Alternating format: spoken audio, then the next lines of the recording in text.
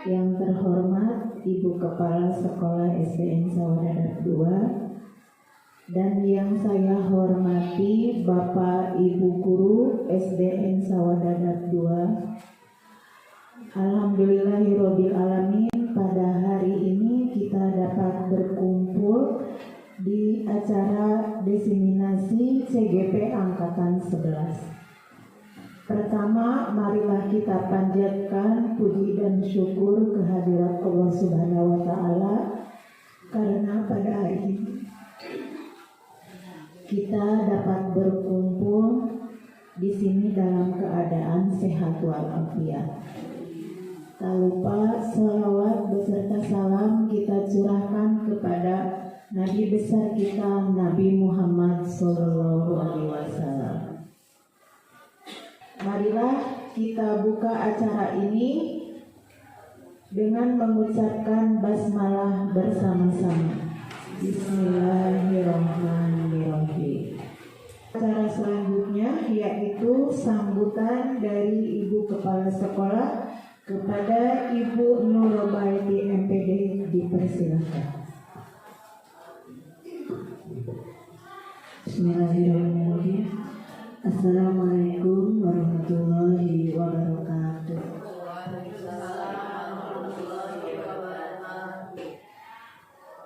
Yang paling saya banggakan Ibu Guru CGP Angkatan 11, dan yang paling saya cintai dan yang paling saya sayangi Bapak Ibu Guru hebat SDN Sawadadat 2 Kecamatan Cimanggung, Kabupaten Sumedang. Pertama-tama, marilah kita panjatkan puji dan syukur kehadirat Allah Subhanahu wa Ta'ala yang telah memberikan kesehatan kepada kita semua, baik kesehatan lahir maupun kesehatan batin, sehingga pada hari ini, hari Senin, tanggal 19 Agustus tahun 2024, kita akan melaksanakan kegiatan diseminasi budaya positif yang akan diselenggarakan oleh Ibu Guru CGP Angkatan 11.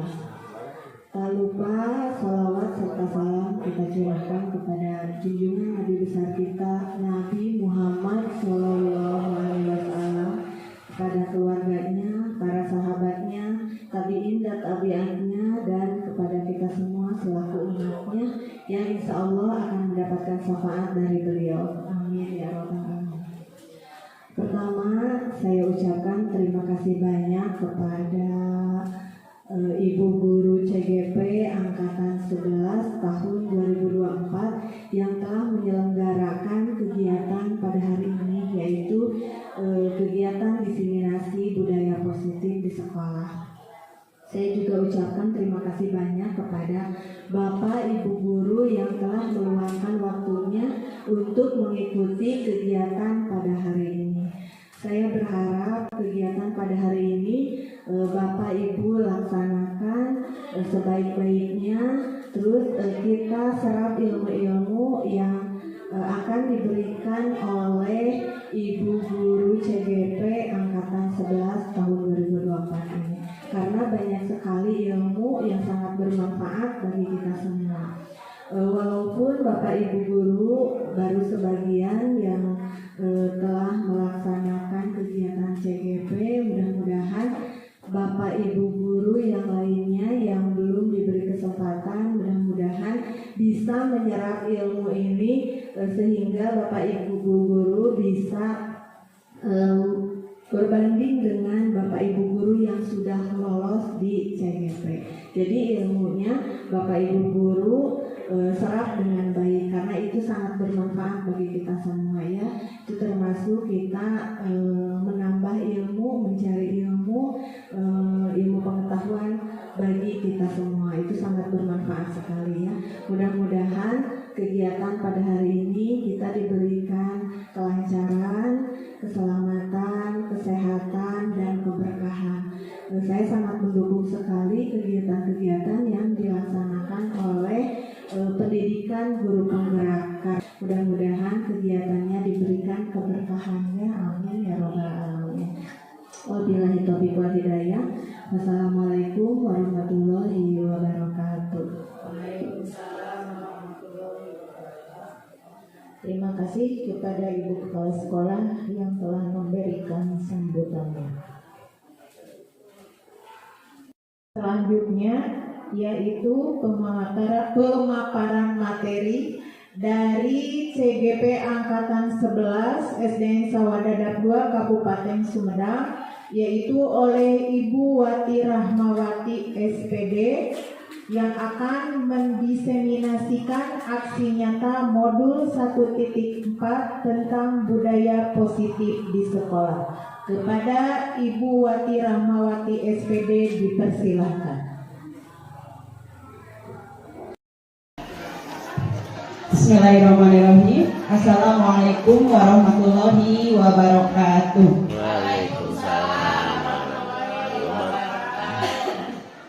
Terima kasih kepada Bapak Ibu yang sudah hadir pada acara diseminasi budaya positif di sekolah.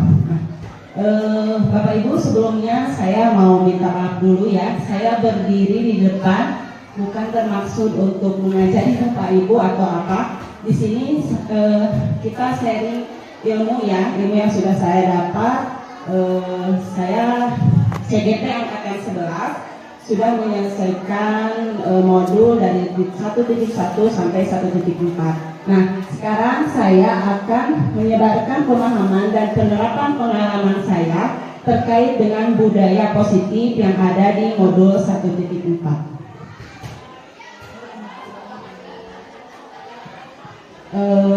Berikut ini adalah konsep inti dari budaya positif. Nah, yang pertama ada perubahan paradigma baru, kemudian disiplin positif, nilai-nilai kebajikan, motivasi perilaku manusia, keyakinan kelas, kebutuhan dasar manusia, posisi kontrol guru, dan segitiga restitusi. Ini adalah konsep inti dari budaya positif.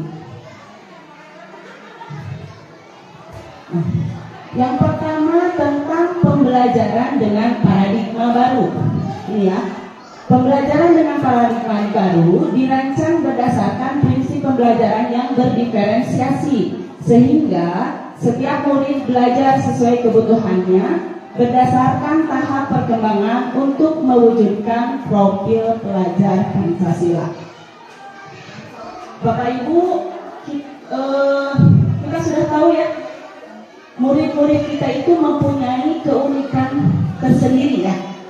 Makanya di sini kita harus merancang pembelajaran yang berdiferensiasi. Artinya apa? Jadi disesuaikan dengan kebutuhan dari murid-murid kita. Misalnya ada anak yang auditori, artinya mereka itu bisa menerap materi atau pelajaran melalui pendengarannya. Kemudian ada yang visual. Visual berarti dengan melihat.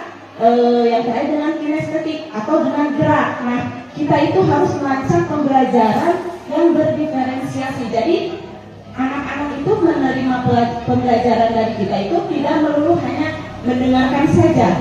Jadi kita harus bisa menciptakan pembelajaran yang sesuai dengan kebutuhan anak didik kita. Nah, ini juga sesuai dengan perkembangan untuk mewujudkan profil pelajar Pancasila. Nah, di proses pembelajaran ini kita akan menerapkan dimensi-dimensi yang ada dalam profil pelajar Pancasila. Contohnya, misalnya keimanan dan ketakwaannya, disiplinnya, mandirinya. Nah, itu kita terapkan. Jadi di sini. Jadi ketika kita dulu mengajar hanya metode ceramah, nah kita harus merubah paradigma ini. Paradigma yang dulu kita ubah ke yang baru. Jadi kita membuat pembelajaran yang sesuai dengan kebutuhan dari peserta didik kita. Nah, selanjutnya ini ya, ada miskonsepsi tentang makna kontrol. Di sini ada ilusi guru mengontrol murid. Artinya apa ya? Jadi kita yang bisa mengatur, keinginan kita yang bisa mengatur murid. Nah, ini adalah miskonsepsi tentang kita yang mengontrol. Nah, seperti tadi kita harus menyesuaikan pembelajaran dengan kebutuhan dari peserta didik. Berarti kita yang bisa menyesuaikan ke kebutuhan mereka. Jadi bukan kita yang mengontrol, tapi kita yang menyesuaikan dengan kebutuhan mereka. Yang kedua, ilusi bahwa semua penguatan positif itu efektif dan bermanfaat. Misalnya kita ke anak itu harus begini, harus begini, harus begitu ya. Mungkin anak di awal bisa saja menurut kepada kita, tapi kalau lama-lama mungkin saja mereka jadi jengkel atau kesal. Nah ini ya, jadi miskonsepsi di sini kita bukan seperti itu. Jadi itu ya. Yang ketiga, ilusi bahwa kritik dan membuat orang merasa bersalah dapat menguatkan karakter. Misalnya, kamu itu salah, kamu seharusnya seperti ini. Apakah itu dapat membuat karakter peserta didik jadi lebih baik? Tidak, betul ya. Jadi kita itu tidak bisa mengkritik anak-anak didik kita. Jadi kita bukan menyalahkan.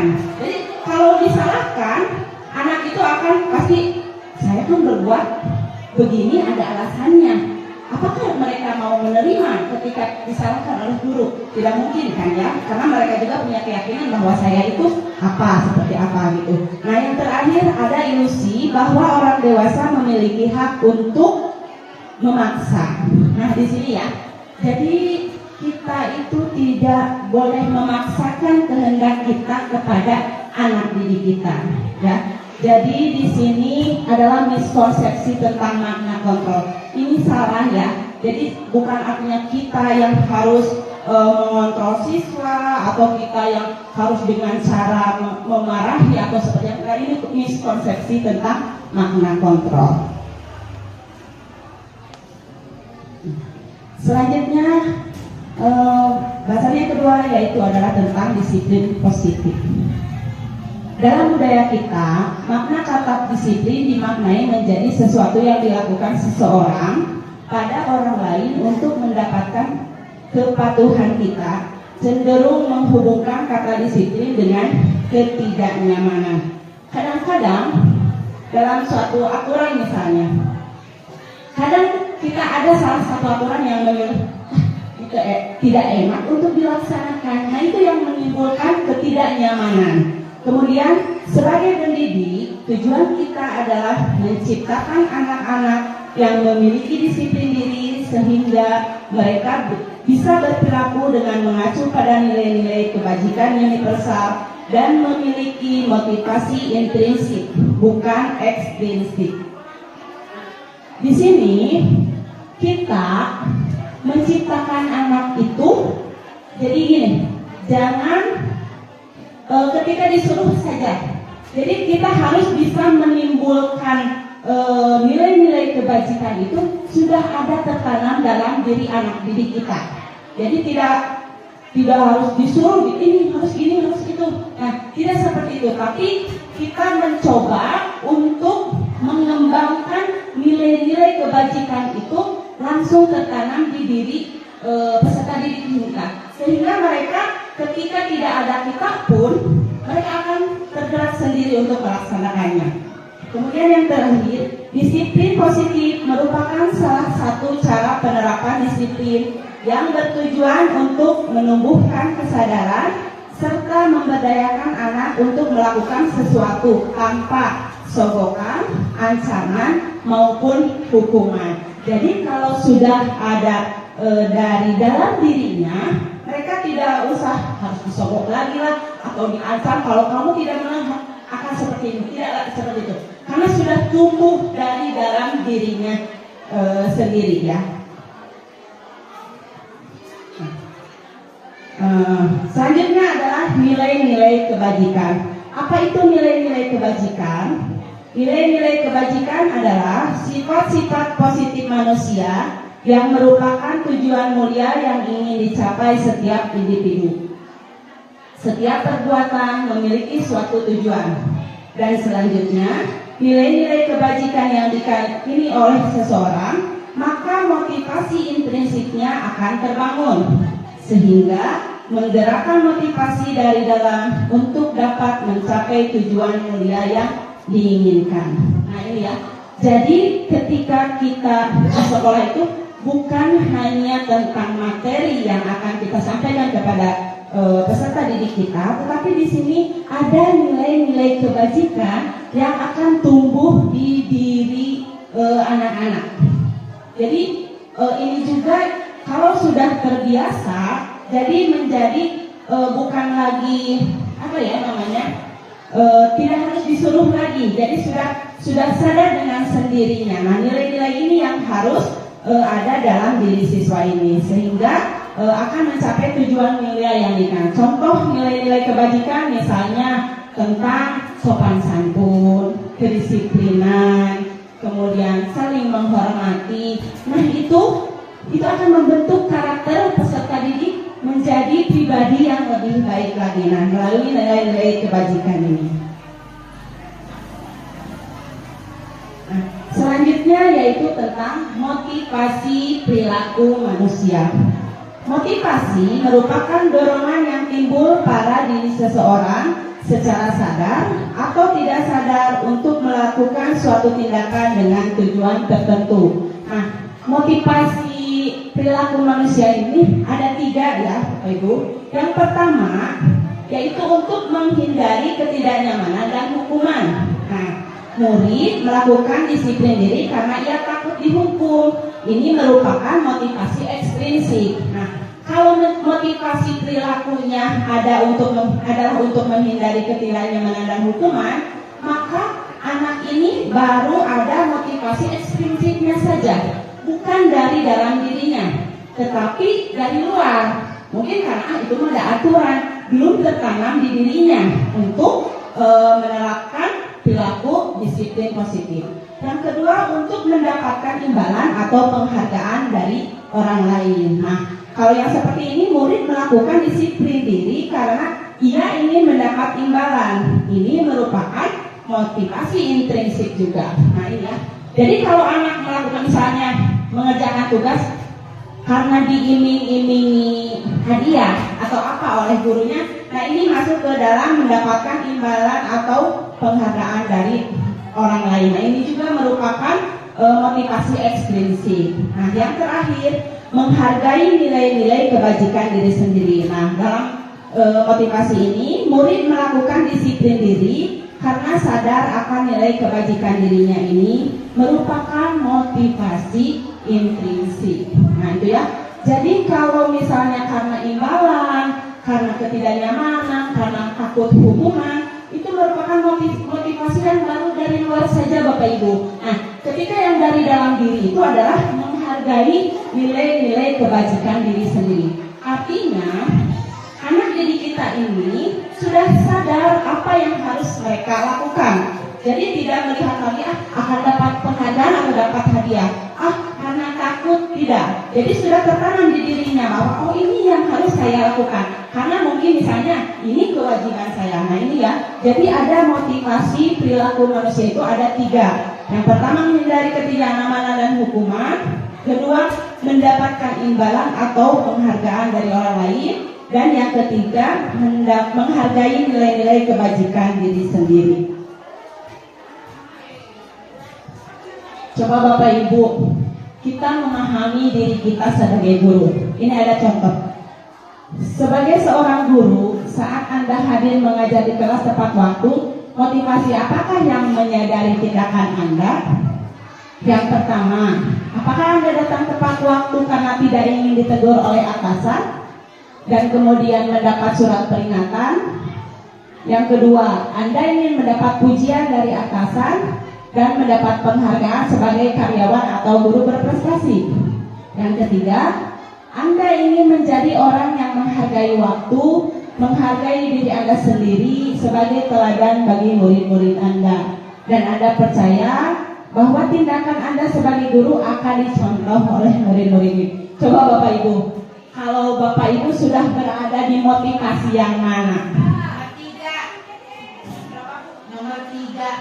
Nomor 3 berarti Ibu sudah kesadaran ini bukan lagi karena takut dimarahi oleh atasan atau pengen jadi yang ranking 1 di sekolahnya ya, tapi sudah merupakan sudah menghargai diri sendiri bahwa saya itu sudah harus menjadi contoh bagi kita. Atau mungkin saja tidak satu. Ada juga misalnya ada keinginan saya mau jadi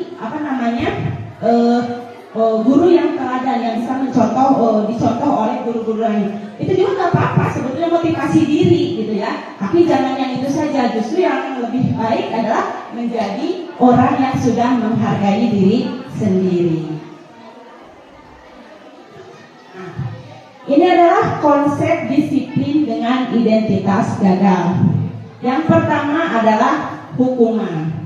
Kalau hukuman itu menyakitkan, tidak nyaman, murid takut, menyiksa murid, menyembunyikan kesalahan, dan murid menjadi rendah diri. Hukuman adalah salah satu disiplin yang gagal. Ketika kita menghukum anak didik kita, itu tidak akan menimbulkan efek jera untuk anak-anak didik kita. Justru itu akan menyakitkan bagi anak ini. Contoh misalnya, karena misalnya telah disuruh lari lapangan 5 keliling. Nah, itu merupakan hukuman. Kemudian nyaman gak buat anak-anak? Tidak nyaman. Kemudian murid takut. Kalau takut itu mungkin untuk hari itu saja. Selanjutnya mungkin dia akan lupa lagi. Nah, rasa takut itu tidak menempel terus ya. Nah, itu jadi disiplin yang beridentitas gagal. Kemudian yang kedua ada penghargaan. Kenapa penghargaan disebut dengan disiplin dengan identitas gagal? Karena yang pertama tidak efektif.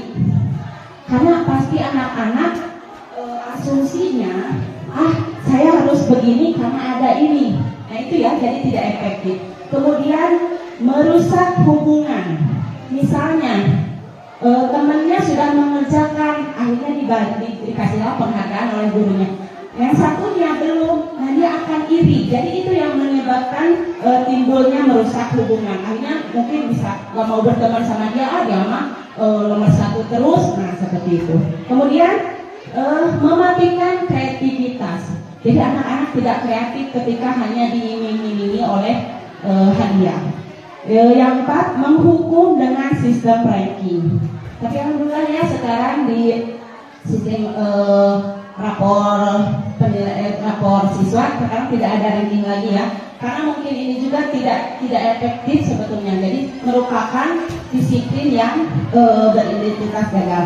Yang kelima, merampas hak menghargai dirinya. Nah, kalau misalnya motivasinya sudah karena penghargaan, itu otomatis orang melihat pun itu mah pengennya cuma hadiahnya saja, bukan apanya. Nah, seperti itu ya. Ini adalah konsep disiplin dengan identitas gagal. Nah, selanjutnya adalah konsep disiplin dengan identitas sukses. Ini menggunakan konsekuensi. Nah, dengan konsekuensi penguatannya itu jangka pendek. Kemudian perlu monitoring berkelanjutan. Artinya apa? Ketika sudah jadi jangan dibiarkan. Kita monitoring terus perkembangannya seperti apa. Kemudian ada stimulus respon.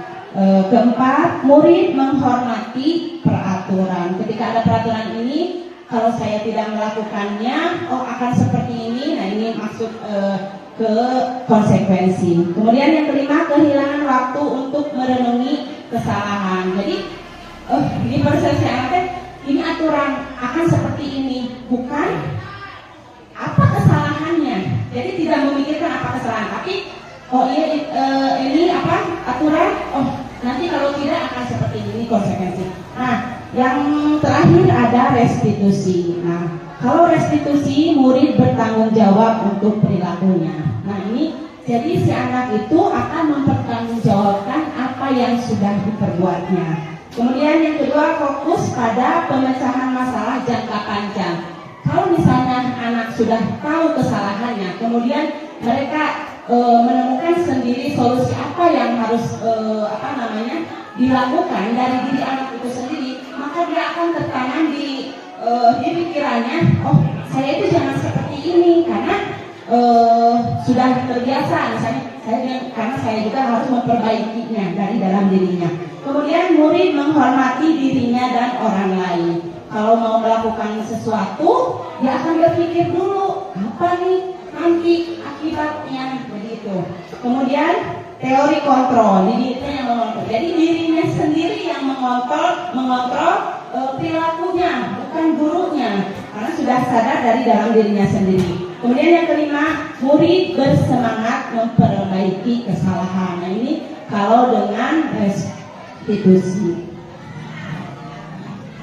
Nah, konsep disiplin pendekatan restitusi sebuah cara menanamkan disiplin positif pada murid. Apa sih pengertian restitusi ini?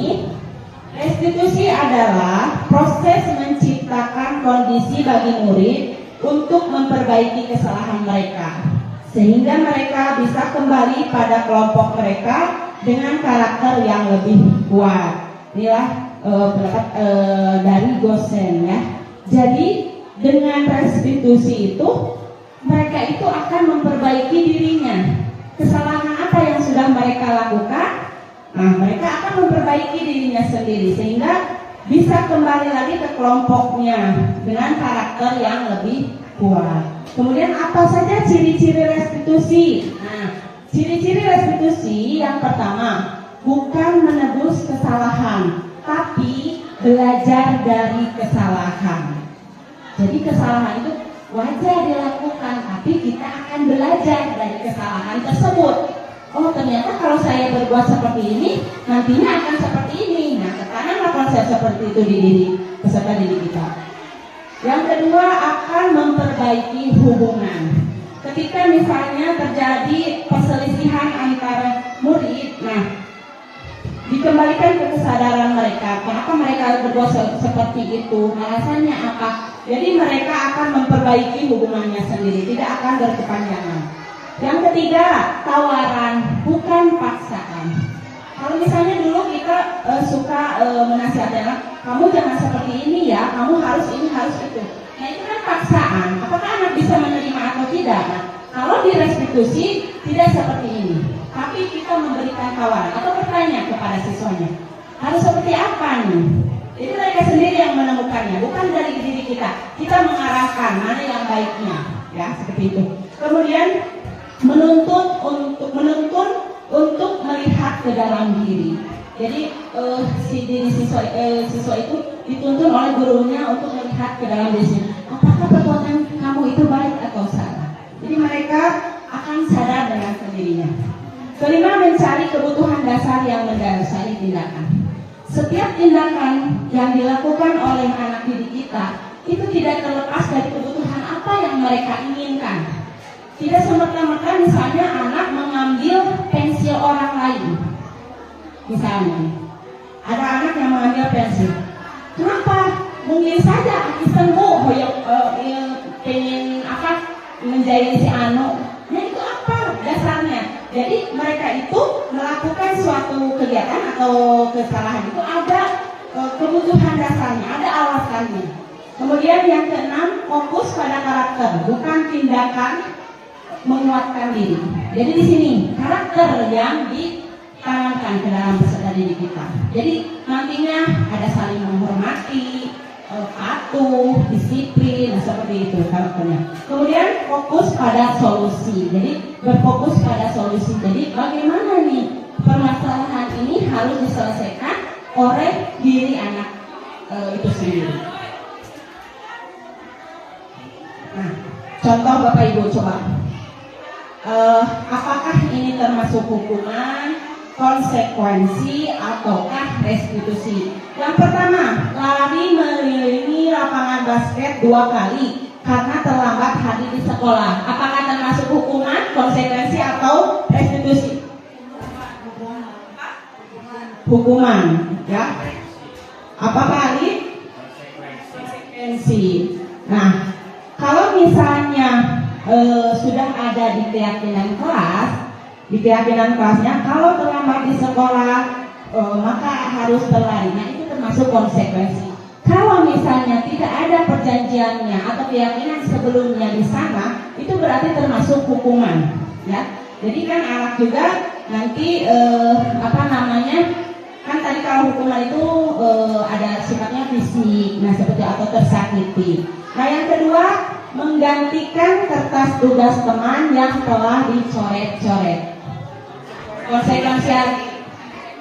Konsekuensi karena kertas temannya sudah dicoret-coret, konsekuensinya kertas teman itu harus diganti. Kemudian meminta maaf dan berusaha mematuhi keyakinan kelas yang telah disepakati.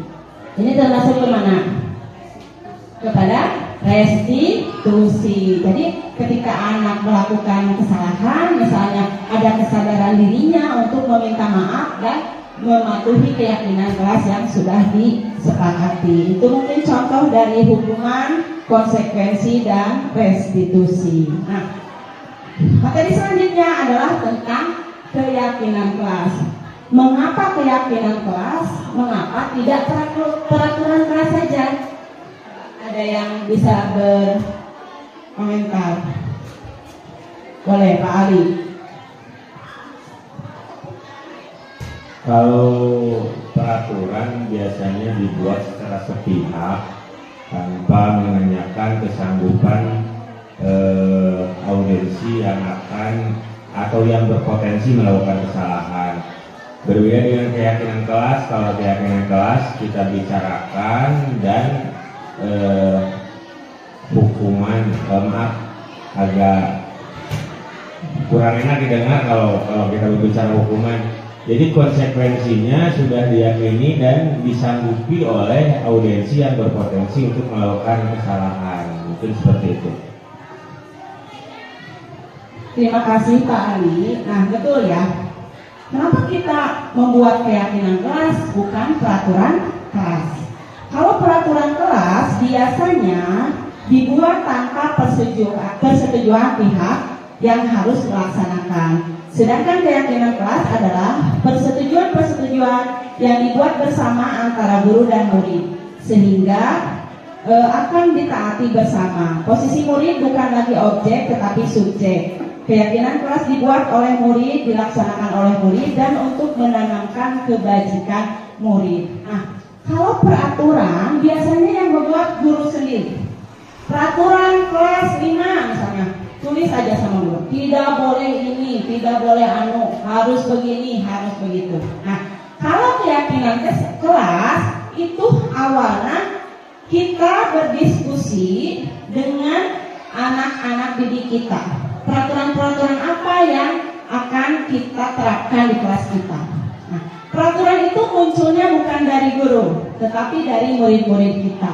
Jadi murid-murid kita sendiri yang akan mengajukan peraturan-peraturannya. Kemudian kalau sudah jadi, itu kan yang akan melaksanakan bukan hanya guru, justru siswa-siswa kita, murid-murid kita yang akan melaksanakan. Sehingga mereka akan sadar diri, ini yang membuat saya yang membuatnya. Kemudian hasil kesepakatan bersama, tapi saya harus melaksanakannya. Nah itu ya yang diwajibkan keyakinan kelas. Nah, adapun prosedur pembentukan keyakinan sekolah atau kelas. Yang pertama, menggali peraturan-peraturan yang perlu disepakati. Nah, di sini ada diskusi antara misalnya guru dengan murid-murid.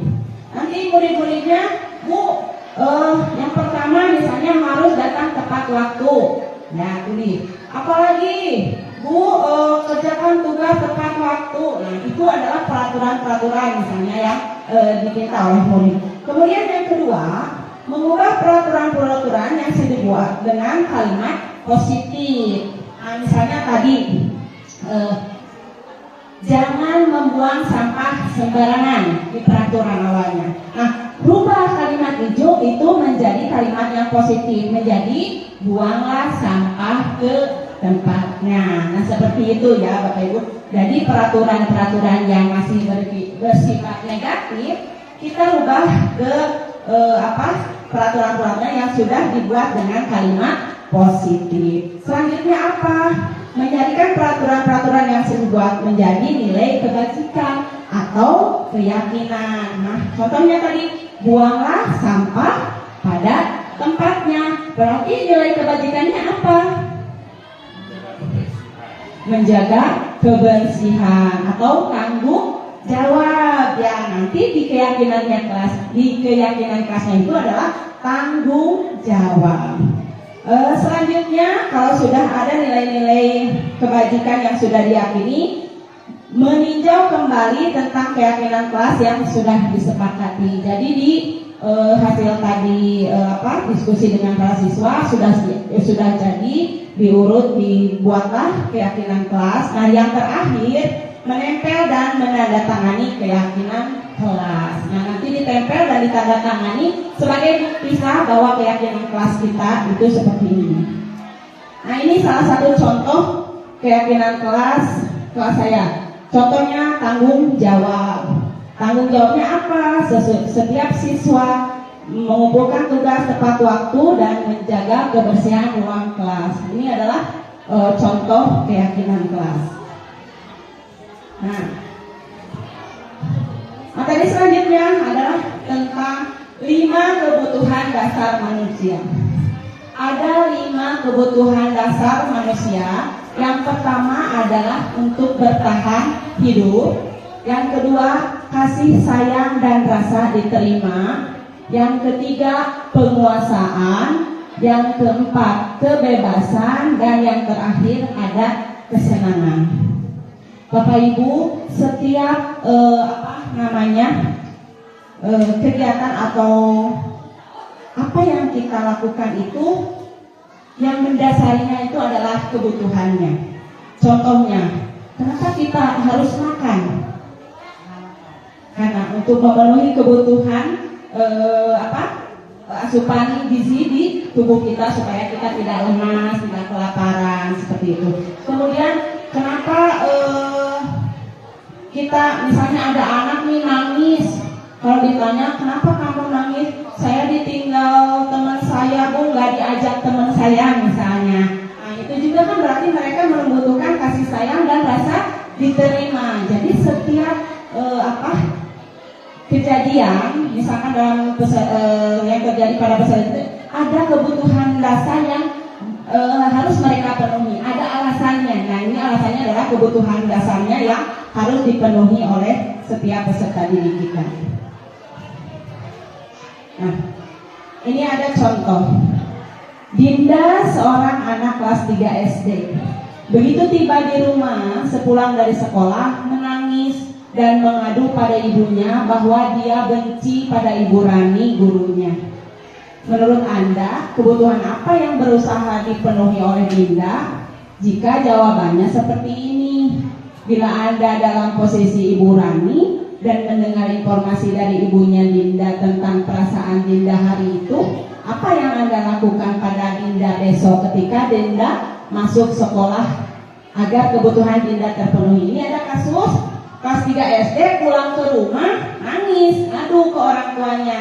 Nah, orang tuanya bilang ke ibu gurunya. Ini ada contohnya. Nah, yang pertama, jawaban Dinda ketika ditanya oleh orang tuanya adalah, ibu guru bilang aku tidak boleh bersenandung sewaktu mengerjakan tugas. Katanya kelas harus tenang, tidak ada suara. Kan nggak seru jadinya. Coba kebutuhan apa yang mereka? Apa? Kesenangan. Kesenangan. Karena menurut Dinda, saya akan senang kalau suasananya rame, mungkin seperti itu. Tapi menurut ibu guru itu mengganggu, mungkin seperti itu. Yang kedua, ibu guru tidak menyapaku hari ini, padahal aku pakai jepit rambut baru. Ini kan anak-anak ya. Coba kebutuhan apa yang dibutuhkan oleh Dinda? Apa? Nah, itu ya. Kebutuhannya adalah mendapatkan kasih sayang dan rasa diterima. Ini kan anak-anak SD pasti ya seperti itu. Kemudian, aku bosan, masa belajarnya cuma gitu-gitu aja, dengerin ibu guru aja. Coba, kebutuhan apa? Kebebasan. Iya, betul. Jadi ketika Dinda itu menikah kesel nih, ibu gurunya menjelaskan terus tidak ada. Nah, dia menginginkan hal yang lain. Menginginkan hal yang lain itu adalah pemenuhan kebutuhan kebebasan. Kemudian yang terakhir, aku sebel gambarku tidak rapi, malah ibu guru nunjukin ke teman-temanku di depan kelas. Nah, itu kebutuhan apa? Tadi ada kesenangan, kasih sayang, kebebasan, apalagi penguasaan. Coba lihat. Nah, itu ya, penguasaan. Jadi ketika ibu gurunya berbuat seperti itu, anaknya merasa tidak nyaman karena kebutuhannya adalah penguasaannya ya mungkin sampai segitu, tidak usah di depan kelas. Nah, selanjutnya ada 5 posisi kontrol. Nah, ini ya, Bapak Ibu, kita sebagai guru itu inilah 5 posisi kontrol kita sebagai guru. Yang pertama ada penghukum, yang kedua pembuat rasa bersalah, yang ketiga ada teman, yang keempat pemantau, dan yang kelima adalah manajer. Coba Bapak Ibu, selama ini sudah ada di tahap mana? Penghukumkah, temankah, atau pembuat rasa bersalahkah? Dalam diri kita, posisi kontrol kita sebagai guru. Nah, saya akan jelaskan sedikit ya Bu. Nah, penghukum itu seperti apa? Nah, kalau penghukum itu ketika anak melakukan kesalahan, maka akan berkatanya seperti ini, peraturan, penuhi aturan saya, atau awas. Ada ancaman seperti itu. Kamu selalu saja salah, selalu pasti selalu yang terakhir selesai. Nah, itu posisi, kalau kita bersikap seperti itu di kelas, berarti posisi kontrol kita adalah sebagai penghukum. Akan seperti apa nanti murid-murid kita? Nah, kemungkinan muridnya marah dan mendendam atau bersifat agresif. Tidak ada orang yang walaupun salah dia mau disalahkan. Tetapi bagaimana caranya kita menyadarkan? Kalau caranya seperti penghukum ini, maka anak otomatis dia akan memberontak. Bukannya makin luluh, tapi dia akan memberontak. Kemudian pembuat rasa bersalah. Nah, kalau pembuat rasa bersalah itu seperti apa? Ibu sangat kecewa sekali dengan kamu. Itu kata-kata yang keluar dari guru ketika kita posisi kontrolnya sebagai pembuat rasa bersalah. Berapa kali Bapak harus memberitahu kamu ya?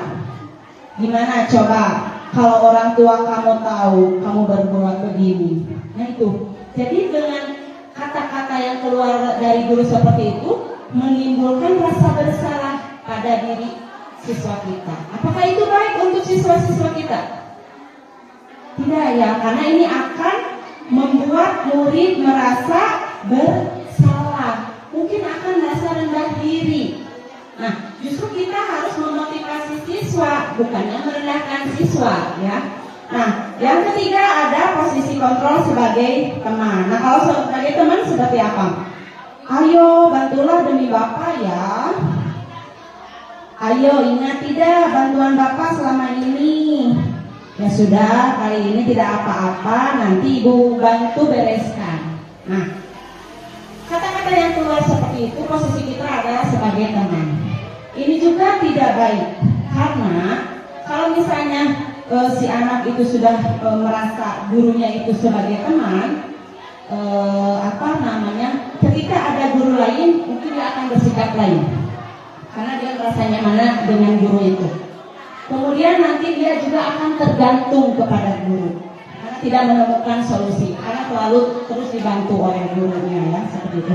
Kemudian posisi yang keempat adalah pemantau. Nah, kalau pemantau akan bertanya seperti ini, peraturannya apa?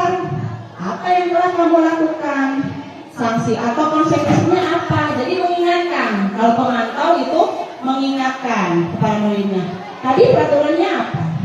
Berarti konsekuensinya apa? Nah, posisi kita adalah sebagai pemantau. Nah, di posisi pemantau, murid akan memahami konsekuensi yang harus dijalankan karena telah melanggar ya salah satu peraturan sekolah misalnya atau kelas. Jadi dia akan sadar. Nah, yang terakhir adalah posisi manajer. Nah, kalau di posisi manajer, nah di sini guru menggali siswa untuk menemukan sendiri solusi dari permasalahannya yang terjadi. Jadi bukannya kita yang memberikan solusi, tapi mengarahkan peserta didik untuk menemukan sendiri solusi dari permasalahan yang terjadi. Nah, kalau kita ada di posisi kontrol sebagai guru, maka murid akan bertanggung jawab mencari jalan keluar dari permasalahannya dengan bimbingan guru. Ya, jadi kita itu menggali dari siswa apa yang harus dilakukan ketika seperti ini. Bukan kita yang menyarankan, tetapi mereka sendiri yang menemukan dengan dibimbing oleh kita sebagai gurunya. Nah, yang terakhir adalah segitiga restitusi. Ini adalah salah satu metode dalam menyelesaikan masalah yang terjadi pada peserta didik kita. Nah, di segitiga restitusi itu ada 3 langkah yang harus kita laksanakan untuk menyelesaikan suatu permasalahan. Yang pertama, menstabilkan identitas. Nah, bagian dasar dari segitiga bertujuan untuk mengubah identitas anak dari orang yang gagal karena melakukan kesalahan menjadi orang yang sukses. Jadi di sini ketika anak melakukan kesalahan itu bukan langsung dihakimi oleh kita, kamu itu kenapa melakukan seperti itu, baik tidak, terus jangan seperti itu. Jadi kita gali dulu. Seperti kemarin ada kasus anak kelas 5 itu berkata kasar kepada penjaga sekolah. Ketika saya bertemu dengan anak tersebut, saya bertanya, Pati, kemarin ada kejadian apa sama Bida? Kata saya. Nah, jadi sifat Patihnya ini dia langsung menjawab, saya berkata kasar, Bu. Jadi dia sendiri yang menyadari kesalahannya. Jadi dia menyebutkan, saya, Bu, berkata kasar kepada Bida, katanya. Jadi kita itu menyadarkan anak tentang kesalahan yang dibuatnya. Nah, kemudian kita harus bagaimana? Kita juga memberikan motivasi. Tidak apa-apa, Pati, ya, berbuat salah itu wajar karena kita manusia. Ibu juga pernah melakukannya. Nah, dengan kata-kata seperti itu, jadi anakku tidak merasa disalahkan, tetapi justru menyadari kesalahannya. Kemudian selanjutnya apa? Validasi tindakan yang salah. Nah, setiap tindakan dilakukan dengan suatu tujuan, yaitu memenuhi kebutuhan dasar. Jika memahami kebutuhan dasar, apa yang mendasari sebuah tindakan, maka dapat menemukan cara-cara paling efektif untuk memenuhi kebutuhan dasar tersebut. Nah, dari yang pertama, menstabilkan identitas. Anak sadar sendiri, kemudian ya salah. Bukan hanya saya saja yang melakukan kesalahan. Kita memvalidasi tindakan yang salahnya. Kita menanyakan, kenapa kamu sampai berkata kasar kepada Bida? Saya bertanya begitu kepada Pati. Nah, dia bilang, karena saya mau bermain bola di lapangan sekolah tidak diizinkan.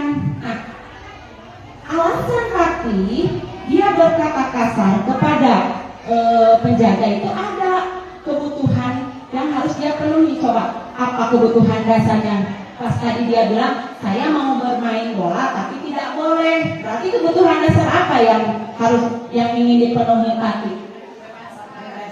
Kebebasan. Ataupun ingin senang-senang juga bisa ya, karena mungkin Pati merasa senang-senang untuk bermain sepak bola di sekolah. Nah, seperti itu ya. Nah, kemudian yang terakhir, langkah yang terakhir dari segitiga restitusi adalah menanyakan keyakinan. Teori kontrol menyatakan bahwa pada dasarnya termotivasi secara internal ketika identitas sukses telah mencapai dan tingkah laku yang salah telah divalidasi, maka anak akan siap untuk dihubungkan dengan nilai-nilai yang dia percaya dan berpindah menjadi orang yang diinginkan. Nah, setelah tadi saya bertanya apa yang dilakukan Pati, kemudian apa alasan Pati melakukan hal seperti itu, saya kembali bertanya kepada Pati. Pati, seharusnya bagaimana sekarang? Pati menjawab, saya akan minta maaf, Bu. Kemudian saya kalau mau bermain bola saya akan minta izin dulu. Nah, itu kata-kata itu yang keluarnya bukan dari gurunya ya, tetapi dari murid kitanya, dari siswanya. Sehingga solusi untuk mengatasi masalah tersebut akan muncul dari siswa tersebut. Nah, nanti juga dia akan terbiasa ketika ternyata kalau saya berkata kasar itu tidak baik. Karena di kelas juga, di keyakinan kelas sudah disepakati bahwa kita tidak boleh mengeluarkan kata-kata yang membuli misalkan, atau kata-kata yang kasar. Nah seperti itu, jadi kesadarannya sudah timbul di diri di diri anak itu sendiri. Betul ya Bapak Ibu, ketika kita tidak cuma menyuruh, maka ya anak akan melakukan ketika disuruh saja. Tetapi kalau kita misalkan bisa memberi contoh, anak juga akan otomatis dapat melakukannya dengan sendirinya. Ya mungkin Bapak Ibu itu saja yang bisa saya sampaikan tentang budaya positif yang saya laksanakan, materi tentang budaya positifnya. Mohon maaf atas kekurangannya. Mudah-mudahan apa yang saya paparkan bisa bermanfaat untuk kita semua, menjadikan kita menjadi guru yang lebih baik lagi untuk anak didik kita di masa yang akan datang. Selanjutnya mungkin saya akan mengajukan sesi tanya jawab dengan Bapak Ibu. Silakan ada yang mau bertanya tentang materi budaya positif.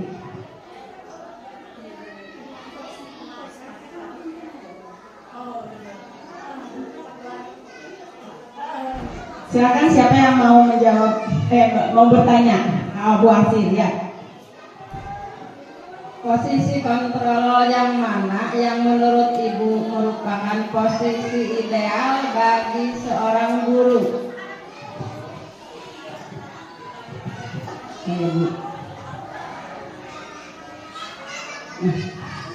Posisi kontrol mana yang ideal ketika kita menjadi seorang guru? Seperti kita ketahui ada 5 posisi kontrol yang ada dalam diri kita sebagai guru.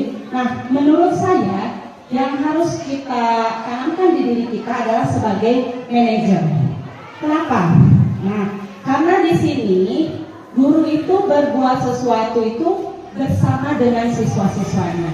Jadi bukan guru yang mengontrolnya, tapi kita bersama-sama dengan siswa, mempersilakan siswa mempertanggungjawabkan kesalahannya dan menemukan solusi dari permasalahan yang terjadi. Ya. Jadi mereka akan sadar sendiri kesalahannya apa, kemudian bagaimana cara untuk menyelesaikannya. Ini sesuai dengan penerapan dari metode segitiga restitusi ini. Jadi nanti anak akan sadar dengan sendirinya apa kesalahannya, kemudian mengapa dia harus berbuat seperti itu, kemudian dia juga akan memperbaiki kesalahan-kesalahan yang ada pada dirinya dengan dibantu, dibimbing oleh guru untuk menemukan solusi dari permasalahan tersebut. Mungkin itu Ibu Ansi, apakah sudah cukup atau ada yang lain yang mau menambahkan? Ya, terima kasih. Bapak Ibu, alhamdulillah saya sudah memaparkan tentang materi tentang budaya positif ini. Saya mau tanya bagaimana perasaannya setelah mengikuti kegiatan diseminasi ini?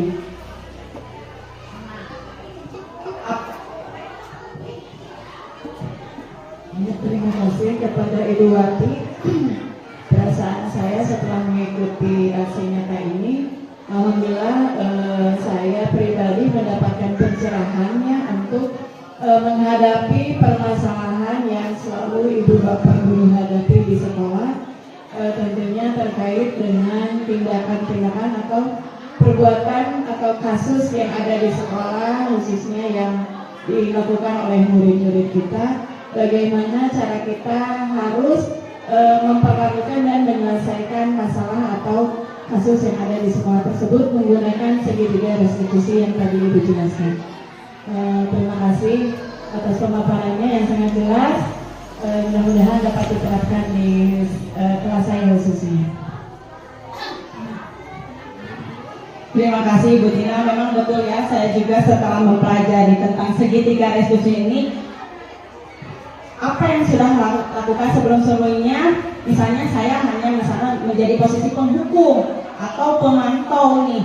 Nah, seharusnya kita posisinya ada di posisi manajer. Bagaimana cara kita menyelesaikan masalah menggunakan segitiga restitusi? Jadi kadang-kadang kita langsung menyalahkan anak tanpa bertanya dulu apa alasannya. Saya juga jadi tahu tentang kebutuhan dasar apa yang mendasari mereka melakukan hal tersebut ya.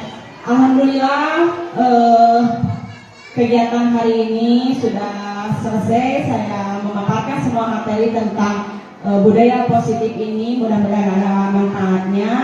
Sekian dari saya. Wabillahi taufiq wal hidayah. Wassalamualaikum warahmatullahi wabarakatuh.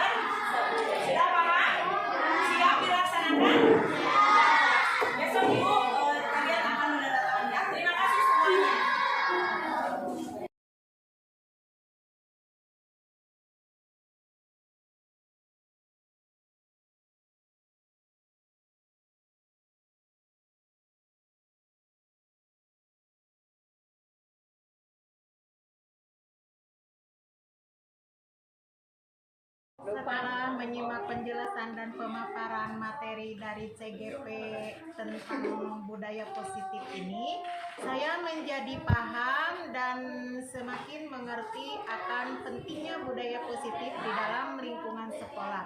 Dengan budaya positif akan dapat membuat lingkungan belajar yang nyaman dan aman. Penjelasan Ibu Guru dan cara menyusun keyakinan kelas, saya jadi tahu bahwa dengan keyakinan kelas yang kita sepakati bersama-sama, kelas akan nyaman dan akan membuat belajar kita di kelas aman dan menyenangkan. Kita belajar untuk bisa bersikap dan bertingkah laku dengan baik dan tertib.